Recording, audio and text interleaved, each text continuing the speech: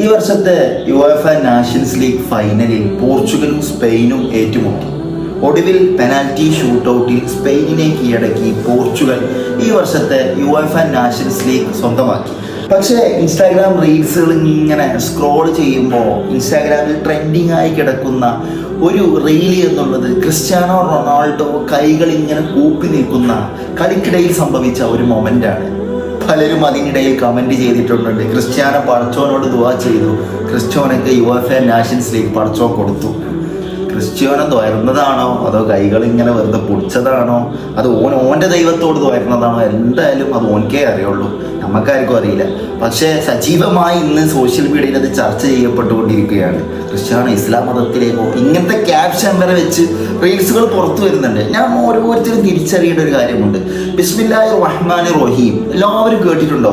ഹിന്ദു ആവട്ടെ ക്രൈസ്തവനാവട്ടെ എല്ലാവരും സ്വാഭാവികമായിട്ടും മുസ്ലിം വിശ്വാസികളിൽ നിന്ന് കേട്ട ഒരു വാക്കായിരിക്കും അല്ലെങ്കിൽ ഒരു ആയത്തായിരിക്കും ബിസ്മില്ലാഹിർ റഹ്മാനിർ റഹീം.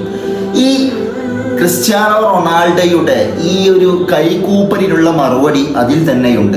ബിസ്മില്ലാഹിർ റഹ്മാനിർ റഹീം എന്നുള്ള ഈ ഒരു കലാമിൽ, ഈ ഒരു വാക്കിൽ അർ റഹ്മാനി അർ റഹീം ഇതിൻ്റെ രണ്ടിൻ്റെയും അർത്ഥം രണ്ട് രീതിയിലാണ്. അർ റഹ്മാൻ എന്ന് പറഞ്ഞാൽ ദുന്യാവിൽ പടച്ച റബ്ബിന് വഴിപ്പെട്ടവർക്കും വഴിപ്പെടാത്തവർക്കും കാരുണ്യം ചെയ്യുന്നവൻ.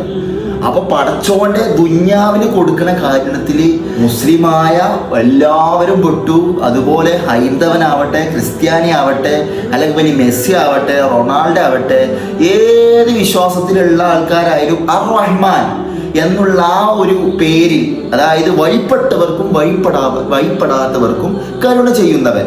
പക്ഷേ അർ റഹീം എന്ന് പറഞ്ഞാൽ ദുന്യാവിൽ പടച്ച റബ്ബിനെ ആര് വഴിപ്പെട്ടോ അവർക്ക് മാത്രം പരലോകത്ത് കരുണ ചെയ്യുന്നവൻ. റഹ്മാൻ എന്ന് പറഞ്ഞാൽ അപ്പോൾ അതിലെല്ലാവരും പെട്ടു. റഹീം എന്ന് പറഞ്ഞാൽ അതിൽ പടച്ചോനെ വിശ്വസിച്ച് ഇവിടെ വഴിപ്പെട്ടവർക്ക് മാത്രം കരുണ ചെയ്യുന്നവൻ. ഏതായാലും ക്രിസ്ത്യാനോ റൊണാൾഡോക്ക് തൻ്റെ കരിയറിലെ രണ്ടാമത്തെ യുവേഫ നാഷൻസ് ലീഗ് സ്വന്തമാക്കാൻ കഴിഞ്ഞു. പോർച്ചുഗലിനെ സംബന്ധിച്ചിടത്തോളം ക്രിസ്ത്യാനോ പാർട്ടിസിപ്പേറ്റ് ചെയ്ത ക്രിസ്ത്യാനോയുടെ പ്രസന്റ് ഉണ്ടായ ഫൈനലുകൾ 4ഓളം ഫൈനലുകൾ, ഞാൻ ചിന്തിക്കുന്നു 4ഓളം ഫൈനലുകൾ അവർ ഫൈനൽ കളിച്ചു. അതിൽ 3 തവണയും അവർ കിരീടം ചൂടി.